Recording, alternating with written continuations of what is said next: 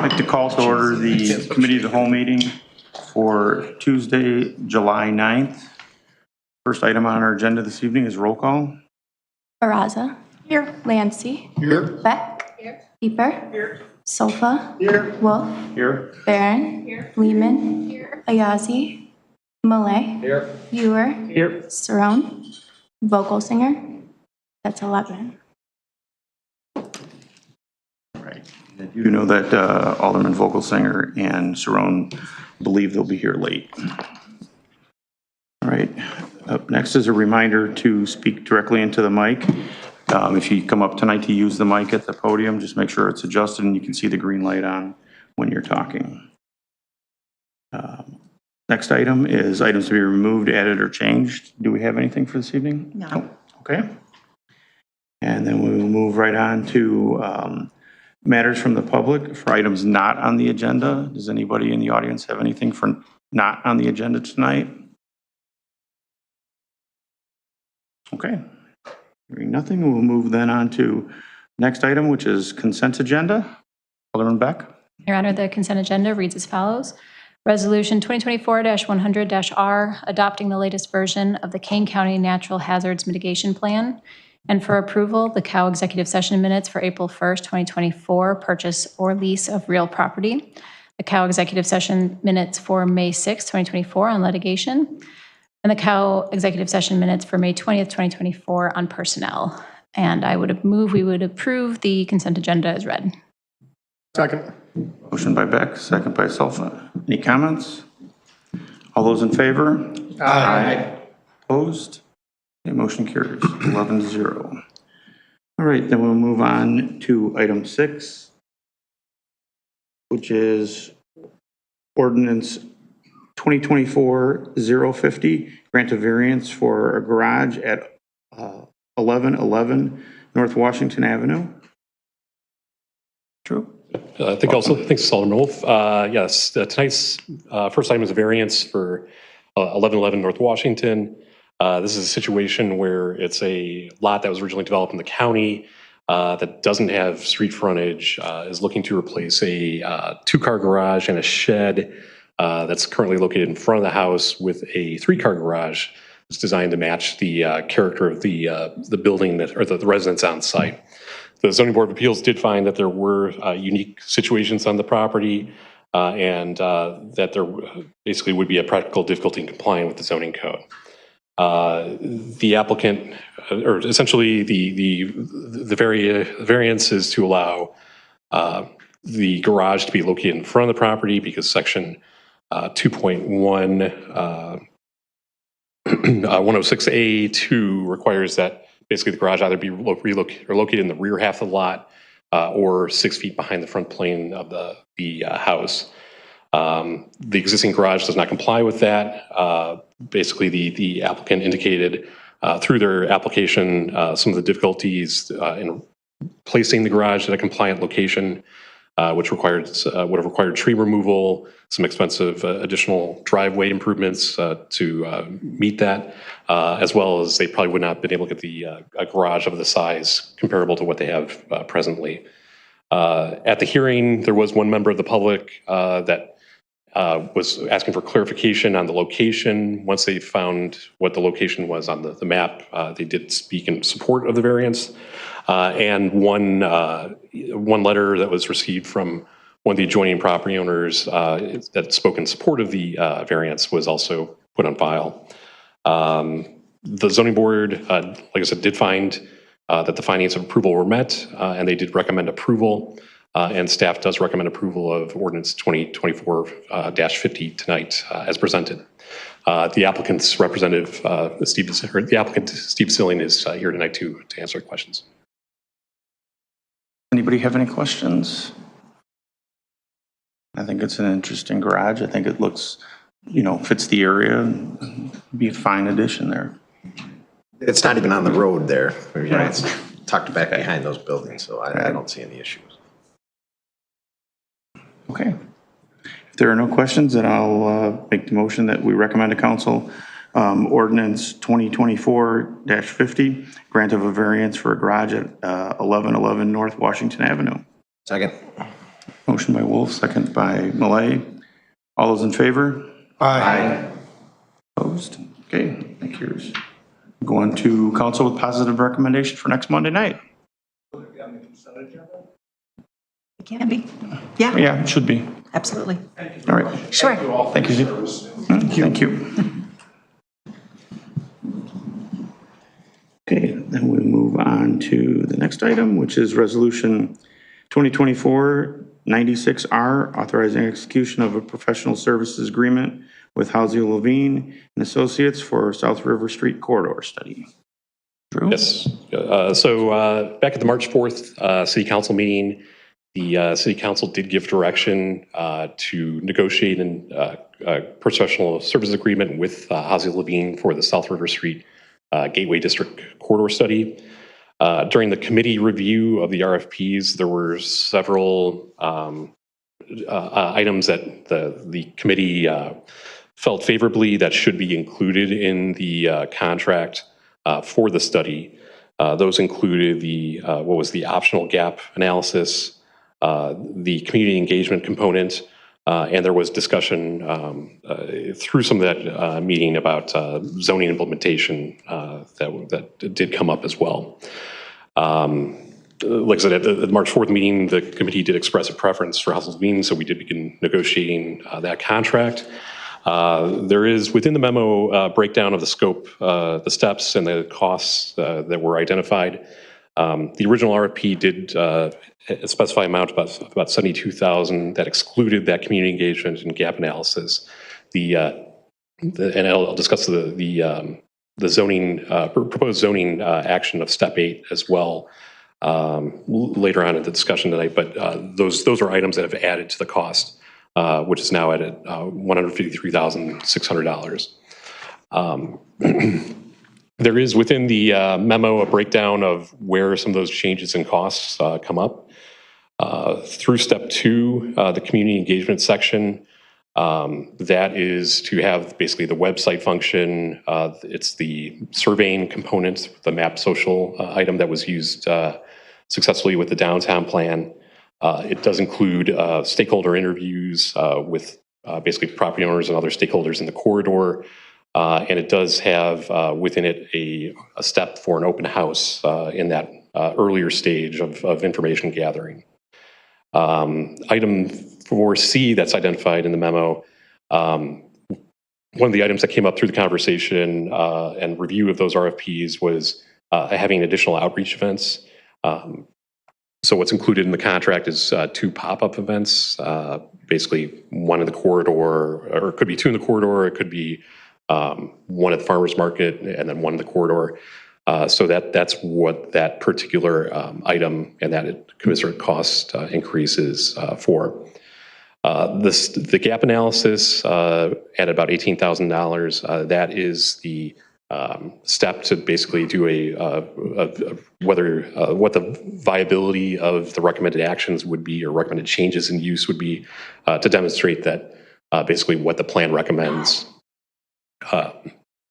can pencil out essentially. The item under 7A is a open house or a second open house that's basically towards the prior to the public hearing.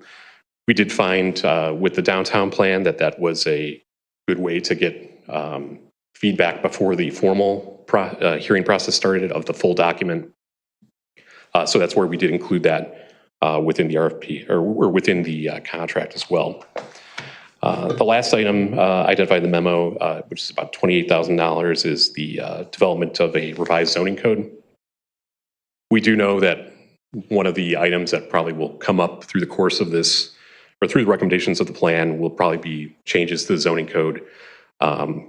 Through discussions with Housing Levine, we did feel it was appropriate to consider a step like this to basically be able to develop and prime a zoning code change so that we can basically have that ready to go shortly after the planning process so that we can carry forward those recommendations.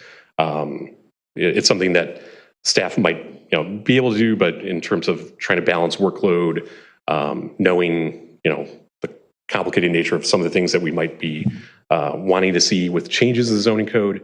That's some of those reasons we felt it's appropriate to include that step, basically allowing us to take care of some of the other items we would have otherwise taken. So as I know in the staff report, we did budget $75,000 in this year's budget. We suggest that, if we do go with this contract, that basically we can break this across the second budget year of 2025. And then I also mentioned in the staff report that we do have funds coming in from the truck storage program that could potentially offset this because they weren't really, or they were not applied to any other items in the budget. And so it's kind of new money coming in this year. So we do recommend approval of the resolution, but Nick Davis and Tricia Parks from House of Leaner are also here tonight to have, if you have any questions on their behalf too. Anybody have any questions on this, Mark? I don't have any questions, just a comment. I've been asking for this for years, so I'm happy to see it at this point. And this is an investment to hopefully improve that section of town.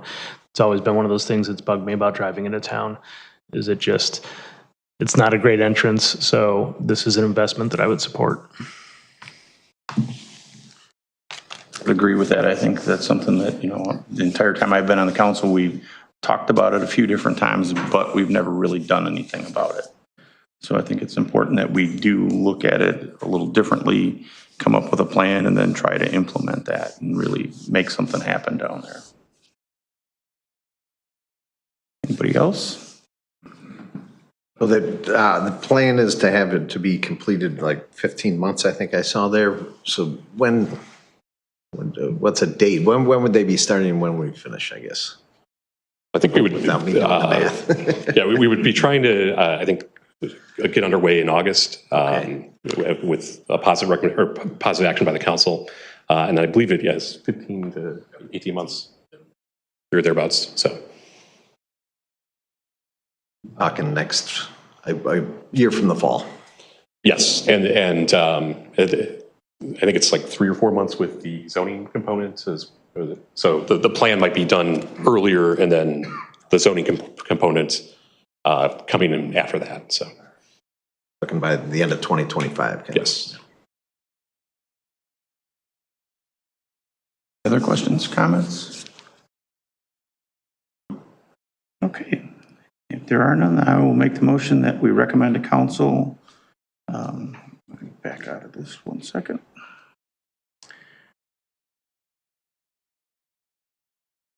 Number 7. Ordinance, Resolution 2024-96R, authorizing execution of a professional services agreement with Alzio Levine and Associates for the South River Street Corridor Study. Second. Motion by Wolf, second by Ewer. All those in favor? Aye. Opposed? Motion carries 11-0. Okay. Thank you. Thank you. And up next is Resolution 2024-104R, approving contract with Semper Fi Landscaping for the Fox River stabilization for an amount not to exceed $565,175, which includes a 10% contingency amount. Hi, Gary. Thank you. Hello. This is for a project to stabilize riverbanks along the Fox River. As many of you, I'm sure, are aware, a portion of the retaining wall on the west bank of the river, south of Wilson Street, has collapsed. And then further south of that collapsed wall, additional erosion has been occurring along the riverbank. TIF 1 extends down to this area, and there are funds within TIF 1 that can be used for these types of projects. We actually only budgeted $200,000 last year, and that was before we had done any scoping or design, really had any feel for what the project might turn into. Once the design was done and engineer's estimate was created, the actual base bid was estimated at $557,000, and the low bid actually came in at $513,000. So we feel the bid is competitive. Obviously, our budgeted amount last year, before we knew the scope or the design, was considerably off by a factor of more than 2. But there are funds in TIF 1 that can be used for this project. So that's what we're recommending to move forward. with passage of the resolution and award to Semperfi Landscaping for $565,175. As Alderman Wolf just said, that includes the 10% contingency. And hopefully we will get this work done this fall so that one of our local businesses can then proceed with construction of a patio and deck for their business to be open hopefully by next spring.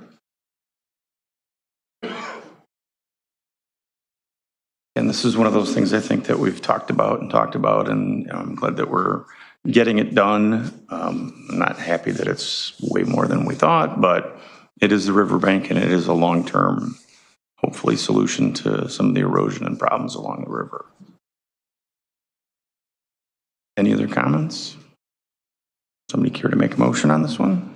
So moved. Second. Motion by Salfa, second by Malay. All those in favor? Aye. Opposed? Motion carries. Making this easy tonight. Okay, up next is Resolution 2024-01R, authorizing purchase of 16 Axon Taser Model 7 conducted energy weapons under the Taser 7 certification plan from Axon Enterprises. Hi, good evening.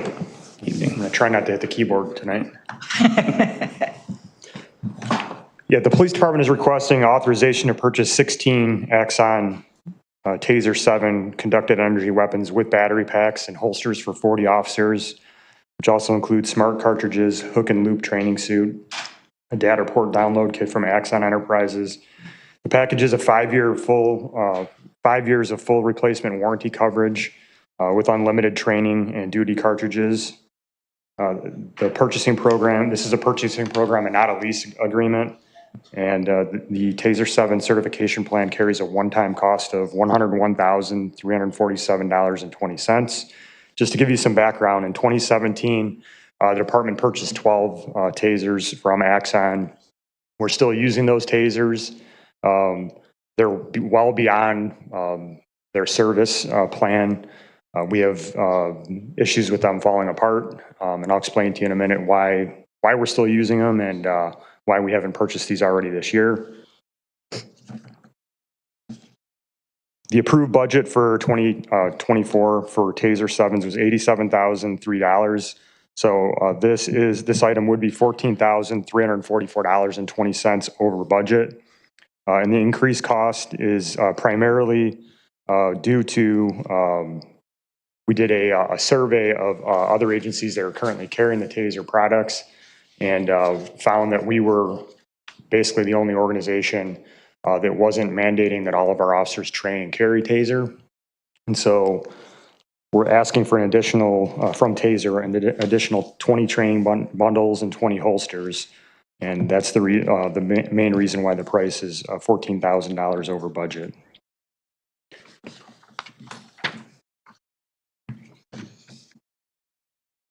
Yeah. Oh, go ahead. Just a couple other things that I wanted to mention. So the initial price quote that we got back in September of 2023, that expired in early 2024. My intention was to make this purchase back in January. The state had a grant, which looked promising for a while. There was $19 million that was available. We threw our application into the ring. The state then clawed back from $19 million to $4 million, and there were $38 million in applications sent in by various agencies, and we still have not heard back yet on whether or not we'll get the money. So it's entirely possible we may get a little bit of grant money that may help offset that $14,344 overage. The other thing that I would just mention is that, not at this meeting, but if you approve this at the city council meeting, I would request a waiver of formal bidding requirements, as Axon is essentially the sole service provider for Taser products. They have about 90% of the CEW market share. I can tell you from the 7 years that we've had the product, it's been extremely reliable, works in any conditions. We've effectively used it. I think we've had 4 deployments in the last 5 years, 3 of them successful, 1 was not successful. But more importantly, we've had success using it under like a show of force where just, taking the taser out, arcing it gets people to comply, which means that we don't have to put our hands on them and risk, injury to the people that we're dealing with or our officers. Although it is over budget, I don't believe that a budget amendment is necessary at this time due to being under budget in other areas. I will continue to monitor the budget throughout the course of the rest of the year, and if an amendment is necessary, I'll come forward with it. If anybody has any questions. Just answered mine. I had the same one. And is there anybody that knows any update on when the possible grant from the now $4 million might be distributed out? So I thought it was going to be in June, and still haven't heard anything. So I was hoping with the $19 million that we were going to actually cover all $90,000+ of what was originally budgeted, and it's just not turning out well. Well, hopefully we get 14,000. That would be nice. The other thing that I'll say is with the last package that we had, we were constantly having to go back to Taser and buy training cartridges, buy duty cartridges, and they're not cheap. This package includes everything. It's unlimited. We do have to train on these annually, which is why the cost is what it is. Questions? Care to make a motion to send this to council? So moved. Second. Okay, motion by Solfa, second by Ewer. All those in favor? Aye. Opposed? Okay, motion carries, and that will go on the regular agenda. So we'll have the opportunity to waive formal bidding. Thank you for that. Thank you. Thank you. Okay. Next is Resolution 2024-102R, authorizing purchase of 10 Avon C50 protective masks, respirator gas masks from ProTech in Berea, Ohio. Chief. Yep, thank you. I've got this one too. So over the course of the past 4+ years, we've been working on replacing our old FM12 respirator masks. Some of them are 20+ years old. They're starting to fail fit testing. Obviously, everybody's aware that there's a general election coming up, and there's the Democratic National Convention is going to be close by. I personally, being involved in the front lines down in Aurora in 2020, can tell you that I wish I had had my mask then, because there were chemical agents that were deployed, making it extremely difficult to work in that environment. We have purchased off the budget this year 5 masks. We had $2,000 budgeted. As we've been going through the fit testing with these failures and just given what's going on in the world right now, I wanted to come forward and ask the council for permission to buy 10 additional masks, which would be a total cost of $4,190. That also is $4,190 that would be over the approved budget. These 10 masks would essentially take care of all of our line level officers. The command staff and a couple of sergeants would still be using the old FM12 masks, but probably not going to be out on the front lines. So like I had mentioned before, I don't think a budget amendment is going to be necessary with this as well. We're under on other areas of the budget right now. And again, we'll continue to monitor it, and if need be, come back with a budget amendment. Are there any questions? I think it's a safety issue, and I think if you think you're going to need them, I think we need to do that. The one thing that we've done, and maybe to our detriment, is we basically use equipment until there's no value to it, including the Axon tasers, which are almost 2 years over their service life. So we definitely get every penny out of the equipment that we have. So thank you. I was going to ask, I witnessed an event recently. Somebody was at the fireworks show, somebody was shining laser lights in officers' eyes as well as other folks in the crowd. Do you feel like you need anything to mitigate that sort of issue if that becomes common?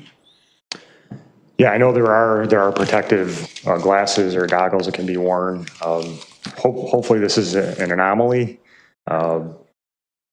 I know the person that we were dealing with, that we've had frequent issues with in the past, but that is something to look into, and we can look into that moving into the 2025 budget year.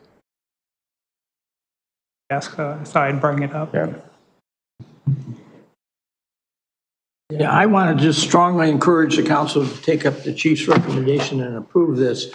As you know, I serve in an interesting role in Chicago, so I get to sit in a lot of different meetings in there in kind of a different world. And the next few weeks are of very high concern in there as to who may show up that shouldn't be there and everything else.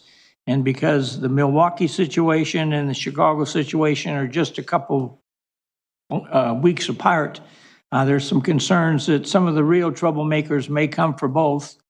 And while they're holding over, they could be really agitating the situation. And the concern is that some of these folks may think, well, Chicago's a little bit rough here. Let's go out to some of the suburbs where there's some place where we can do some notoriety there.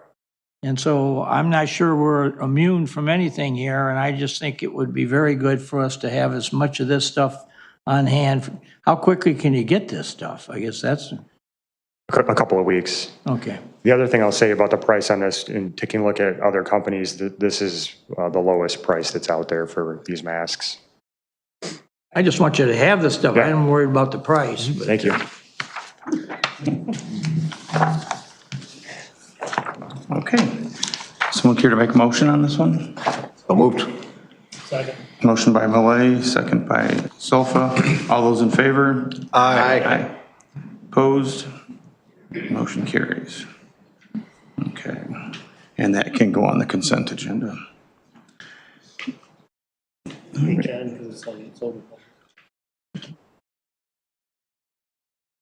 Right.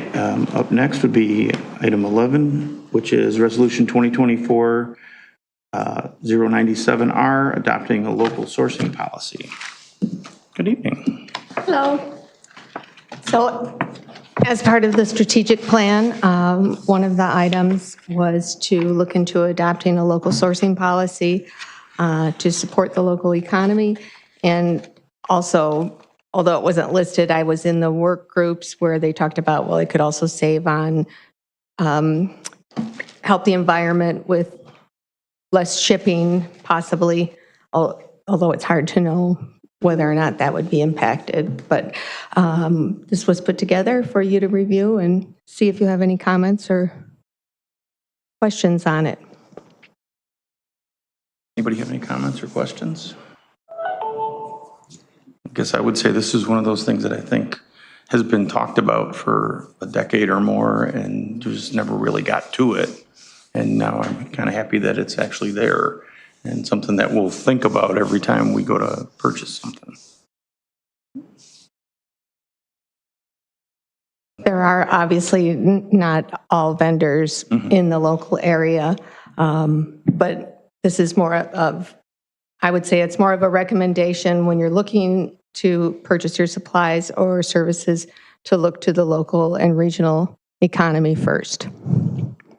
Yeah, I agree with that because it also has in there in section 3 that if a non-local supplier offers a substantially lower costs and the savings are significant enough, we can justify not using local supplier. I guess the only thing is what's considered substantially lower, but that's something we can talk about, I suppose.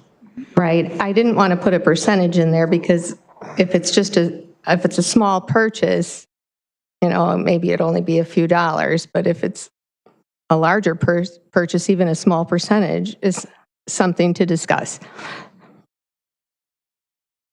I'm just glad that that's in there, so I'm fine with everything else.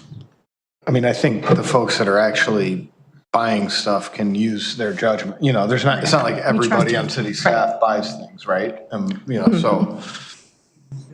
And I also want to say that it's just a sort of a codification of, we do look for local sources, but this makes it a policy and, you know, speaks to the community to say that we think that this is important. Any other comments? Not. Somebody care to make a motion? So moved. Second.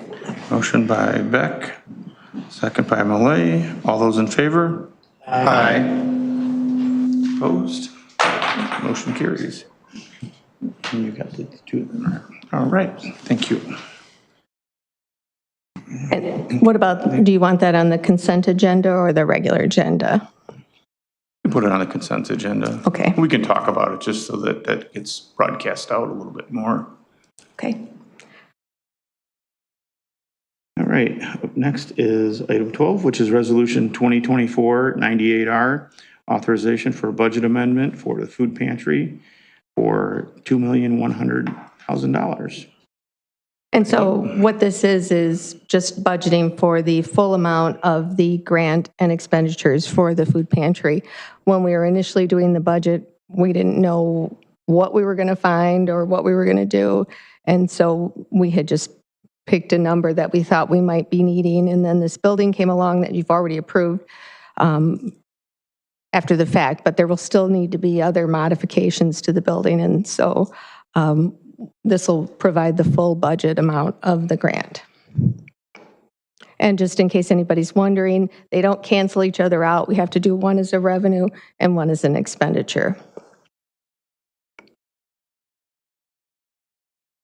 Questions? Okay.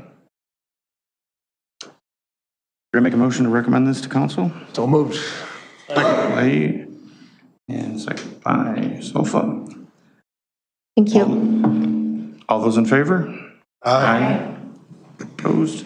Motion carries. Okay, then we are down to approval on the 2024 City of Batavia surveillance system upgrades. Max. Obviously, I sent you an email, I believe it was last week, with the RFP. Because it would be a public document if we sent it out via the agenda. We didn't want to give any vendors a head start on anyone else, so that's why we sent it to you. The RFP lays out where we're looking to put these cameras and what areas we're looking to cover, some of the capabilities and features, some of the considerations we're making throughout the process, as well as really what our objectives are for that, for each location. So we talk about things like crime prevention, crime detection. We talk about monitoring critical infrastructure around things like our electric substations. We talk about internal building improvements and trying to get some of that off to a managed firm and have them be managing that system. And then we also obviously have the main component, which is the downtown public safety surveillance, and that would cover mostly the area around City Hall, the area around River Street, and then some of the other locations around town where we know we have some issues. We've been in communications with the Park District as well. They're in full support of the project because it does touch on some of their property, but we've communicated with them and they're in full support. So I'm happy to answer any questions. We got a bunch of folks here as well who can answer questions about anything there, but basically what you can expect from here is we'll be working with vendors, answering their questions, taking them on some tours of our facilities so they can understand what we're looking for, some of the technical considerations we have. And then during that time, Sean and his team are going to be finalizing that policy on how we're using retention schedules, those sorts of things, meeting with stakeholders once again, and then kind of once this all wraps up, we'll come back to you, hopefully with some final packages to approve, some final policies, and that'll allow us to kind of get started and hopefully have these up and running by end of the year. So I'm happy to answer any questions. We got folks here as well if anyone has any questions. Anybody have any questions on these?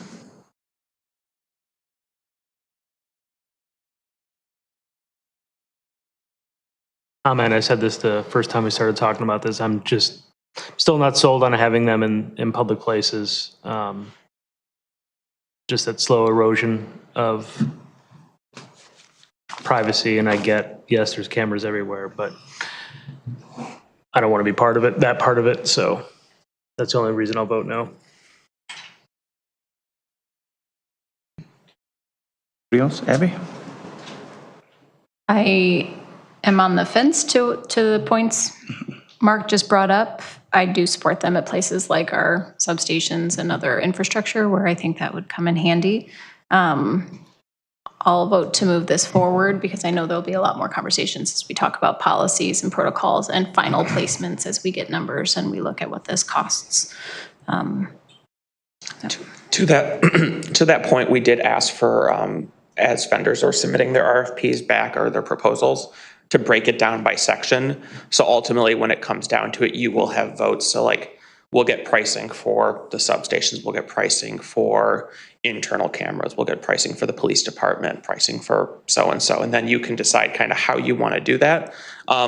We anticipate that there will be discussions coming out of this. And so that's kind of where we'll get a lot of information back from the vendors. We'll get proposals, we'll get pricing, and we'll, like we said, we'll come back to you, and ultimately any contractor decision is up to you all.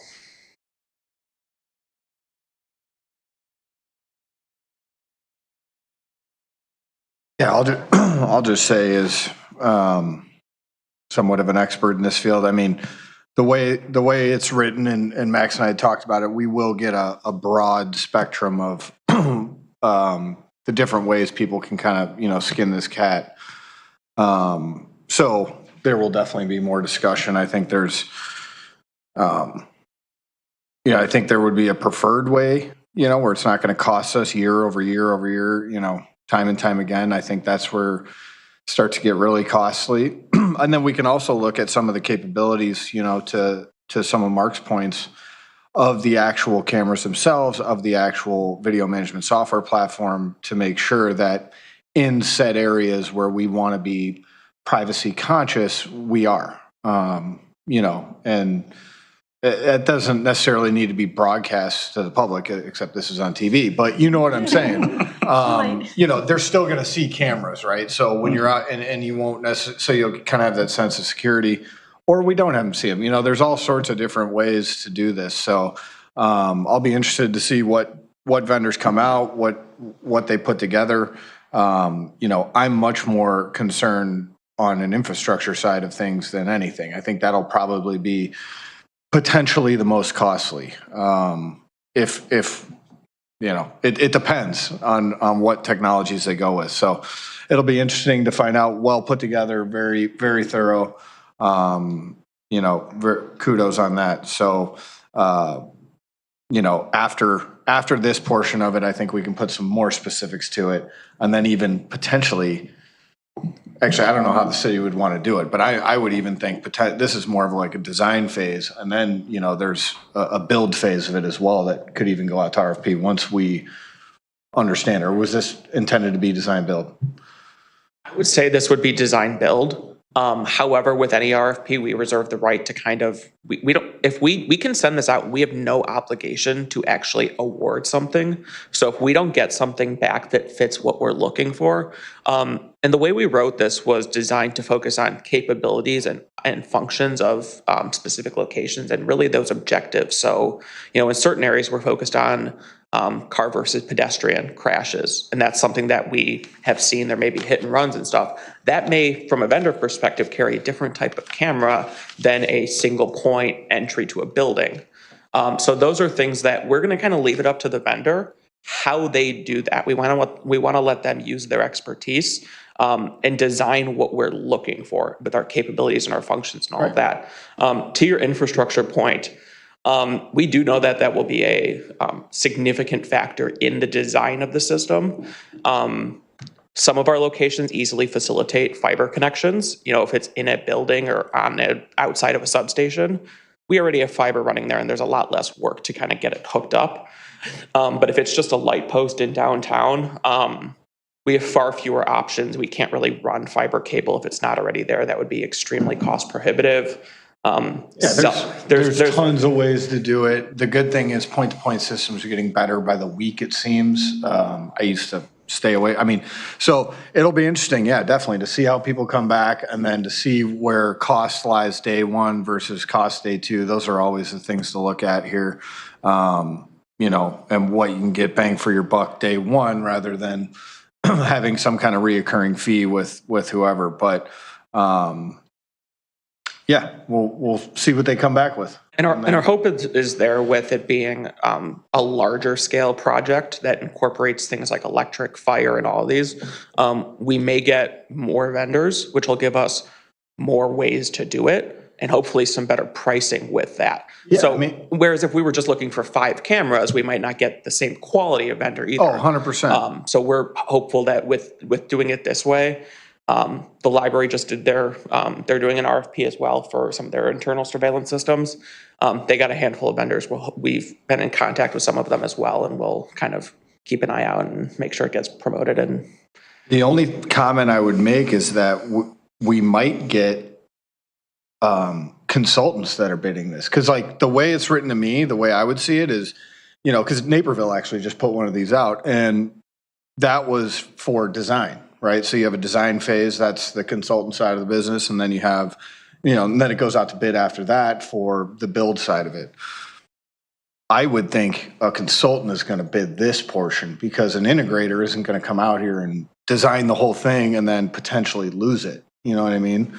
So that's where it just gets, I just don't know who's going to bid this, right? And so we'll see where it comes back. we'll see. If we aren't getting the results or the participation that we hope for, we'll keep you posted and kind of keep you updated. We'll be having a mandatory pre-bid meeting with any vendor who's interested, just due to the amount of information that we need them to be able to understand in designing the system, the locations, the considerations, the technical feasibility of certain items. And so that's where we, if we hold that meeting and for some reason like nobody's there, we'll come back to you and we'll kind of restock it. I don't We're just a anticipate. unique market here. There's many places that, most of the country, in fact, is design build. We happen to be one of like 2, us in Vegas, where it's most of the projects are consultant designs, then and then there's a builder. So it's just like a labor arm, basically, you know. And in an integrator world, it's smarts and parts, and they might even sub a whole bunch of it out to an electrician or whatever. So, it'll be interesting. But yeah, see what they come back with. We do have a number of vendors that have already reached out. I mean, Sean gets emails daily with folks looking, and we've got a list together, so we should have a decent number of bids on this, we hope. And the way I see this going is after we get to that point and we decide what kind of system we're going to have, then it's more incumbent on us to decide what kind of policy we're going to have for how we utilize it, how we protect privacy, how we do whatever we want to do with it, or modify what we want to do with it to try to, make that fit the concerns that, Mark might have, or, the general public might have of, cameras everywhere. Yeah. The only note I'll say to that is be cautious with how much you go down the rabbit hole of customization, right? You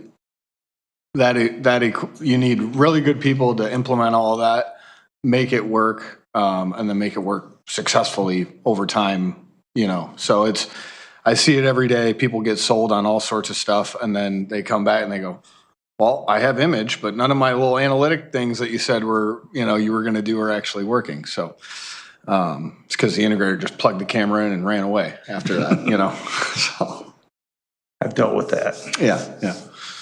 Tony? Yeah, just to be clear, the approval in the agenda is for approving the RFP basically to be put out, not approving any system. No expenditures, just to issue the RFP, because we know there's been back and forth on council, and we wanted to make sure that what we're putting out is in line with what your intent is in the budget.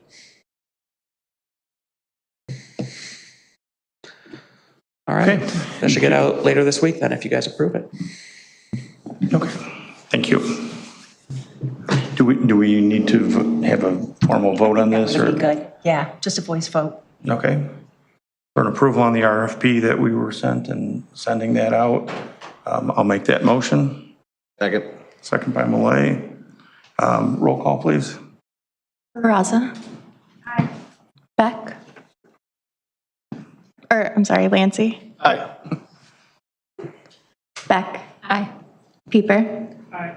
Sofa. Aye. Wolf. Aye. Barron. Aye. Lehman. Aye. Ayazi. Malay. Aye. Ewer. No.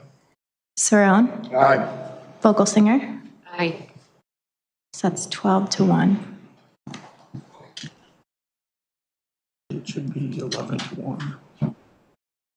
Oh, yes, 11-1. Okay. move on to project status. Yes, to start with, we have advertised that we have a vacancy for the third ward alderman seats vacated by Alderman Chanzit. And candidates have until July 22nd to submit their application. The application is available online right from our homepage. And I was proposing that we conduct interviews on the 5th Tuesday of the month on July 30th. We've tried to combine it with a committee of the whole meeting, a regular committee of the whole meeting in the past, and sometimes when those run long, then we still have to interview 3 candidates. We ended up being here pretty late. If it was a meeting like tonight, it would have been no problem, but I think that we have several agenda items for the 23rd, which is why we decided to push it to July 30th, and that would mean that that person who was selected would be appointed on August 5th. Also, Carriage Crest construction has begun this week. We're very excited to get that project underway. That is to correct some drainage issues in that area that in the past have led to several people's homes flooding. And it is what the city of Batavia and all of you have decided to use most of the money that we received through ARPA. And water project was one of those that it could be used for. And so the Carriage Crest project is what we have decided upon using that for. Today, we had a very interesting training.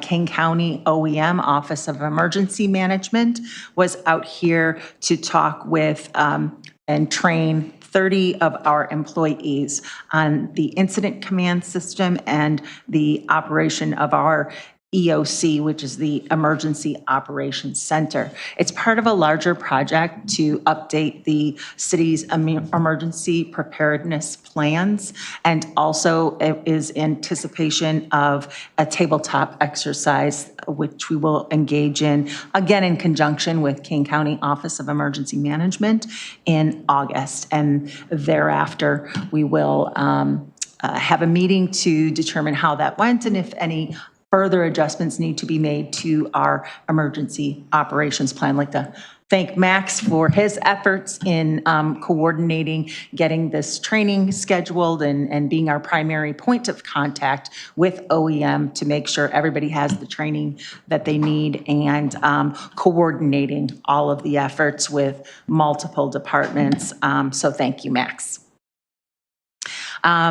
We have given 2 of the grant checks to businesses who were affected by the flooding last month, and they expressed how extremely grateful they were for that funding and how helpful that will be to them. They are experiencing some significant costs in order to recover from that event, and we anticipate giving the 3rd check to the 3rd business this week. Beth Walker, the executive director of Main Street, informed me that this week they are beginning a program. It is similar to, but not as extensive as the chamber program for assisting local businesses to grow their business.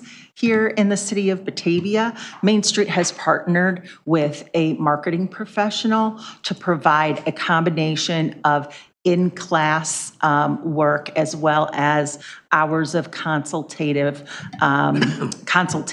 with this marketing professional to help in particular our downtown businesses. And the cohort is, I think, 15 individuals, business owners in our downtown who will be participating in this program.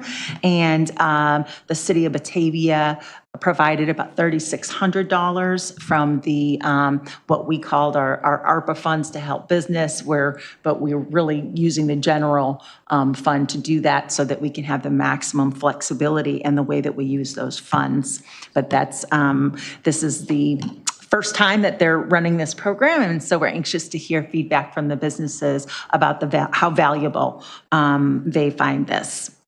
The food pantry, we have a meeting this week to discuss what the next steps are. We think that the food pantry may have an architect who has offered their services gratis to them in order to come up with plans on how the facility will be modified to accommodate their operations. And so Scott Haynes and I will be meeting with the architect and also with the executive director of the food pantry. And that is all I have, unless anybody has any questions. Yes. As we just approved for Housing Levine, so a consultant, it reminded me, where are we at with the consultant on the community development? A permit study? Yeah. So I contacted the principal who was working on that last week, and he promised that we would have it by Thursday. We have been trying to get that done. We've been in continual contact on a regular basis. We've had dates given to us that have been passed, and we're waiting for them. And I thank Laura for reaching out to them also to, try and kick this down the road or kick this can and get it done, because it's been way overdue. Yeah, I have a couple of things. Number one, yesterday Scott and I had the opportunity to interview a Batavia resident who is an architect. And he has agreed or would like to become a member of the Historical Preservation Commission, because our ordinance that you passed requires that one of the people on that group be a licensed architect in Illinois. So Monday night, well, I guess I'll be presenting a nomination. I'll write you up that this gentleman, I'd like to request your approval of their appointment to the Historic Preservation Commission. I think he's going to be very good. We had quite a nice meeting with him yesterday, and he asked a lot of interesting questions, although he's lived here a long time, so he certainly knows a lot about what's going on. Another couple of things I just wanted to share. Number one, there has been interest in Dan Chanz's position on the city council, and the first two people who either came and talked to me or called me on the phone, one didn't live in Batavia, and the other one didn't live in the 3rd Ward. So, we do have one candidate at this point, so. Pardon? I think we do have one candidate at this point. Yeah, I think we might. I haven't talked to him yet, but I mean, so far we've had two that couldn't make the qualification agenda because it just wasn't there. The other thing I want to just share, as you know, I've been here a long time and I've seen a lot of different things happen. But I don't remember a time in the history of this city in the last few decades when the mayor's office has had so many complaints as we've had recently about neighborhood issues. And there's probably not one of you in the ward here that I probably, if I haven't talked to you already, there's somebody mad about something in your ward. And some of the more interesting ones that we're getting into now are pets.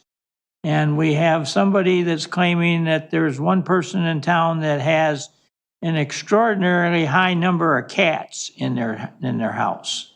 And the development department tells me that you can have up to 4 cats. Is that what I'm told? Yeah. But there's some people that say that some people may have 40. And so that will be something that maybe we'll be bringing for you guys, because I'm not so sure this is going to go over easy. Somebody's got 40 cats, probably is going to want to yell and scream and holler and everything else. Another one that's out there is we have a lot of people making things in their yard or in their driveway. And right now we have several homes in town where people have moved living trailers into their driveway, and they have covered them up with all kinds of stuff and claim they're working on it. But the neighbors are calling saying, no, they aren't working on it. They got somebody living in that trailer and they got that covered up. So I just want you to know we've got our development, our enforcement department is doing a great job trying to chase all this stuff down, but it's quite a volume of stuff that we're getting looked at. And the other one, it's obviously the time of this year, we got a lot of people that don't know where they could or should not put a political sign. And we've got several of them that, you're not supposed to put them in the parkway. You're supposed to put them on the house side of what would be the sidewalk if there's no sidewalk there. We got a couple that I know have been moved by our staff back where they should be, and the people take them and put them back. Then we got another situation over on the west side where we've got a nice new subdivision that's had some really nice retention ponds built in it. And Laura and I were out last Friday and driving around looking at it. We got one out over on the west side that's got, what do we count, 6 or 7 dead tree trunks coming out of the water. And I had Laura go out there because I had a resident call me and want to know, was there going to be any problem if he went out on those tree trunks and put up political signs for the coming election? And I said, nah, I think there would be a problem because that's city property and we're not taking sides or whatever have you. But I don't know where this is going. I think we're going to try to get the tree trunks removed somehow and get them out of there because they're just a real attraction for people to go out there and want to do crazy things with them because it's not in real deep water and whatever have you. So we got a whole bunch of, you know, the kind of stuff you get elected to the city council and hope you don't have to deal with type of things coming at us. But our staff seems to be rising to the occasion. Every time I bring one up, they're knocking on the door saying, hey, you can't do it this way. And I just want to alert all of you that some of these people get their gander really up and they may be trying to call you up and saying, what's that crazy mayor down there doing telling me I can't put a sign up in this, on this retention pond or whatever have you.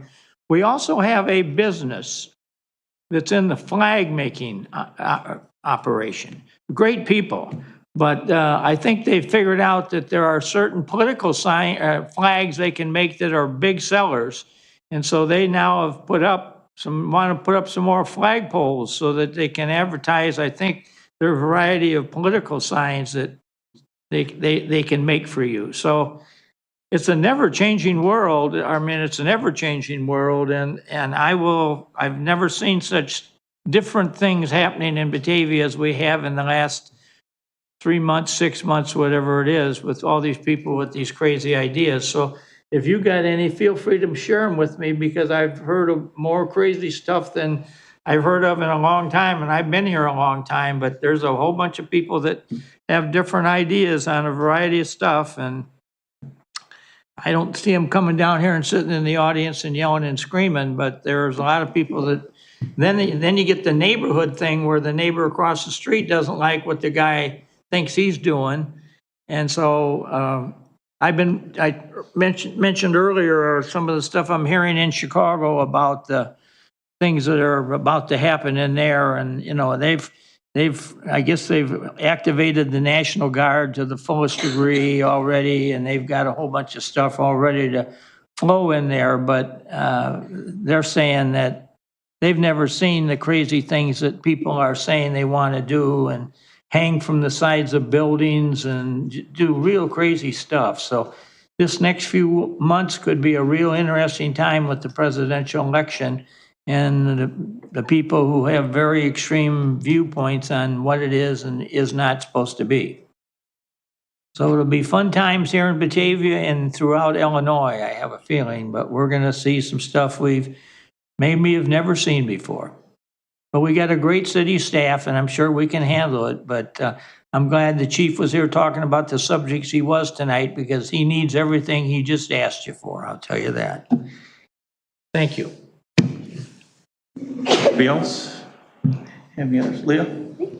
This is under other also, but I thought it was appropriate under project status. Can we just have an update about the road diet? And I think there's an upcoming meeting. Absolutely, because there is a meeting tomorrow between staff and our consultants and IDOT, and we have been provided indication that the result of that meeting may be a permit for the first phase of the road diet. So yeah, if you'll be able to read that everywhere if I get that news. They're going to take it out a billboard on Kirk Road. Put it on some tree stumps. Yeah, put it on some tree stumps in a pond somewhere. And that question will be asked on Facebook for the next 6 months. Yes. After that. Yeah. Yeah. Well, that's good. So hopefully that meeting turns out well tomorrow. That was one thing I wanted to bring up. After we get the approval and get the road diet out to bid and get that done, I think the next phase we all need to start thinking about is the downtown section that's not part of this approval for the road diet. And then also a traffic light and turn lanes at Millview and 31. Because I think that that's something we can't ignore anymore. And I didn't want to lump that in with the first part, the first phase to get the road diet done. But that's something that has to happen. And we have to figure out how we do that. And I think that involves us, the state, the Forest Preserve, and the county. Because the Forest Preserve does have a plan that they've started to talk about to have a ped crossing across the river out of that park. So all that's going to do is drive more people, more pedestrians, more bicyclists to that area. So that's something that we have to focus on as soon as we get this approval on that. I'd heard that there was also talked about with King County and maybe others to have a crossing either under or over 31 there as part of, in conjunction with that other crossing. So there may be something like that. When there's a road diet, I would support the rapid flashing beacons, because then it will be a short crossing. I don't know that there's enough people that turn out of 31 or out of Millview to put a light there. So I doubt that would have. Yeah, I was going to say that would have to be out of a traffic study. But I constantly, since I've traveled that way a lot for the last year and a half, there are quite a few times that there's multiple people stacked up there waiting to turn left when there is a lot of traffic. So we had asked IDOT back in the summer of 2023, while they were doing the speed studies on Route 31, also to determine if warrants exist for a traffic light at Millview. And they came back saying all of the speeds are correct and there aren't warrants for the traffic light, which is frustrating. However, you may note that in the news, there was another municipality that got the same response from IDOT, lobbied and made a public campaign of it, and they, at their own expense, have now been permitted to install a traffic signal at what was deemed a very dangerous intersection where pedestrians frequently cross to go to school and to shop, and it was a senior living community was at that intersection as well. And so, you know, there are ways that we can pursue. And as well, in terms of the going over, going under is something that when we're working with the engineers who are doing the design work for the phase 2 of the project, that we're looking into the feasibility of that, depending upon the grades that exist on either side of that road.